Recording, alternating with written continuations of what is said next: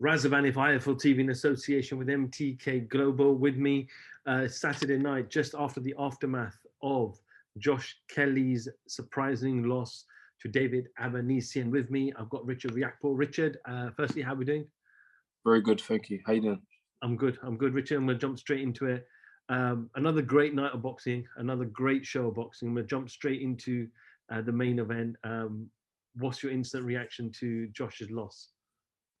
Absolutely gutted for Josh. You can see in his eyes, he was in pain. It was, man, it hit home pretty early. You know, you could just see it after the loss, and it's a shame, you know.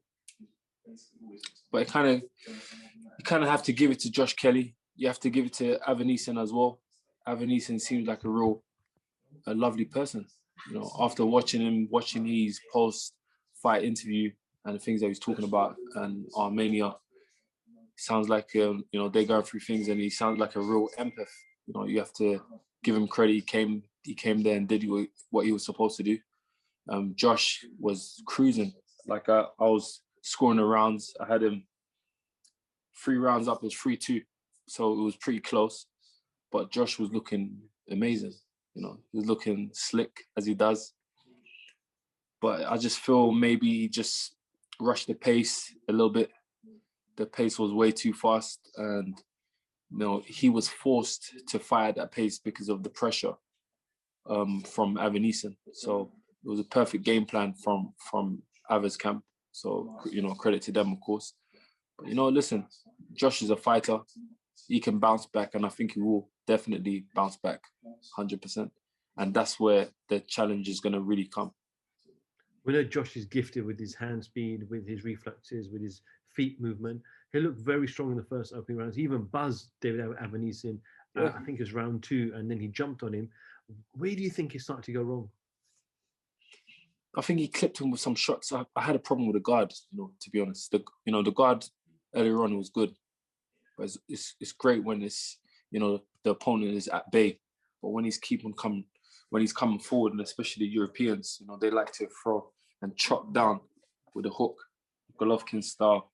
So they're thrown and they're hitting these points around the head where, you know, the there's a lot of weak points around that side of the head, you know, just around the temple area.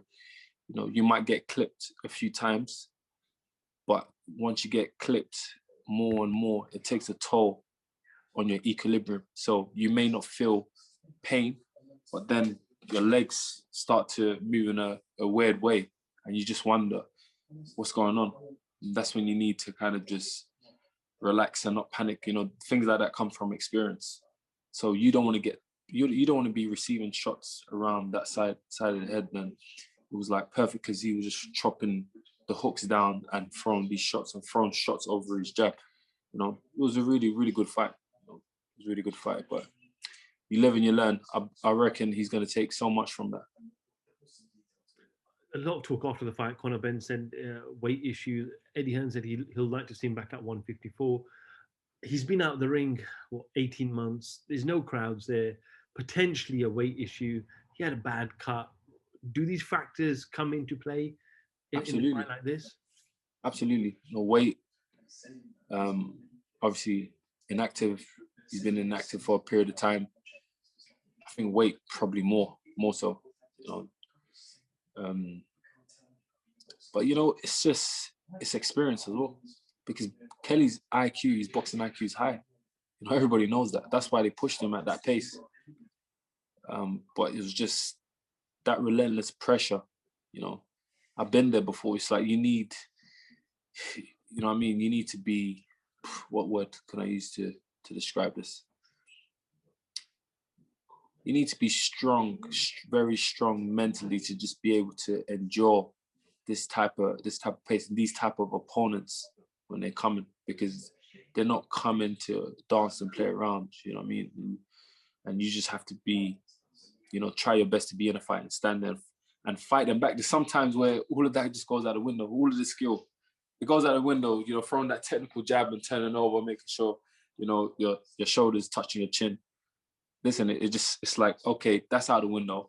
The only way you're going to get time and space to breathe is by fighting this guy, pushing him back. How are you going to push him back? You have to land a shot. You have to land something telling. Make him think about something. That's the only way that you have to get some time and space with these fighters. And he was doing that a few times, but, you know, he kept on coming and coming again. That's why you have to give Avanesyan respect. With the first knockdown, it didn't seem like Josh was actually hurt or buzzed. It seemed like more he was tired and he needed a bit of a break. But then obviously when he got knocked down the second time, the towel came in. Do you believe that was the right decision by his team? Yeah, like, you know what? He went down for a reason. You know, that you have to bear in mind. He was in this type of Philly shell position. So the shot that he threw came right over and hit him, clipped him with the 2 shots, and then he threw one straight to the side of the head, the temple area. So he probably felt that straight away, the shot down his body. And that's why he went down. And obviously the next one was a bit more telling. It was like that hook clip to the temple area. And that's where his equilibrium went. And obviously the corners, very experienced, they knew exactly what was going on. So that's why they threw the towel in straight away to avoid further damage. So it's a shame. It's a shame. It's a real shame.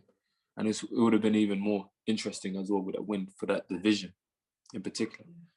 That's why Conor Benn was saying, listen, he's gutted as well because, you know, there's a lot of money in that division. Could have been even more, you know, with that win, big time. But it is what it is. You know, you move on. I don't believe in dwelling on things that happened, things that on the past, unless it's a positive. No, so we'll see what happens. But apart from that, you saw Marku versus Charlton. Oh yeah, respect to Charlton. You know, he showed real grit, real determination, a proper warrior. You know, he kept on coming. And Marku, obviously, I always liked Marku because Marku is just a proper fighter. You know, he come from nothing. You know, you could tell he's got that grit, that self-belief, that confidence. You know, this game, you know, everybody has an opinion. People will tell you you're rubbish and stuff as a fighter, but you have to believe in yourself. If you don't believe in yourself as a fighter, just don't even bother stepping in the ring. Trust me. Just obviously, Dylan White, when he fought, we saw that shocking loss. We saw Josh Warrington last week. Eddie Hearn has continuously said that without fans, fighters won't get paid what they normally get paid. So you have to go in those tough fights. We're not going to give you those easy fights. You got to go in meaningful fights. We've seen it again tonight with Josh. So we've seen back-to-back weekends, both Joshes, both undefeated, both lost in different fashions and different ways. So is it more difficult for a fighter to look at that and stay concentrated and focus on themselves? Yeah, of course, that's going to definitely be an issue because, you know, if you're not taking these type of fights, you know, then the slots are going to be filled by somebody that is going to take these type of fights, and then you're not going to get paid. So it's pretty difficult at the minute. You know, you got the UFC. The UFC are putting the fights that they put on every single week. You know, they are taking a load of fans. You know, there's a load of boxing fans that watch UFC hard. Enzo Macroleni, you know, he's always tweeting about the UFC fights and staying up for them. He's probably staying up to, tonight to watch something if anything else is on. But when you go in there, it's like everybody is in a fight. It's just that simple. Everybody's in a fight, but nobody puts a lot of pressure on you to stay undefeated, if you understand what I mean. But you must fight. There's not this type of Mayweather-esque kind of feeling of you being undefeated and having more value as a fighter. That's the difference. Where they step in the ring, it's like whatever. You know, you entertain. If you're entertaining, don't worry, you're going to be back here. It doesn't matter if you get knocked out. It's fine. You're going to be back here. You know, because people are going to want to see you fight. So nobody really cares. Well, they do care, but it's not as it's not the same as it is in our sport. So, you know, we got to do what we got to do. It's just that simple. You know, times have changed, and you know, the best fighters, the people that do well in life are the people that adapt to the circumstances. So that's what we're gonna have to do. Simple. Okay, well, we wish Josh all the best in his recovery, and hopefully we'll see him back in the ring quite soon. Richard, thank you for jumping on late Saturday night. Appreciate it, and hopefully we'll No look forward to problem. some fight news for yourself in the coming weeks. Definitely. Most Richard definitely. Riakporhe, IFL Yes, TV, man. thank you Signing out. very much. Peace.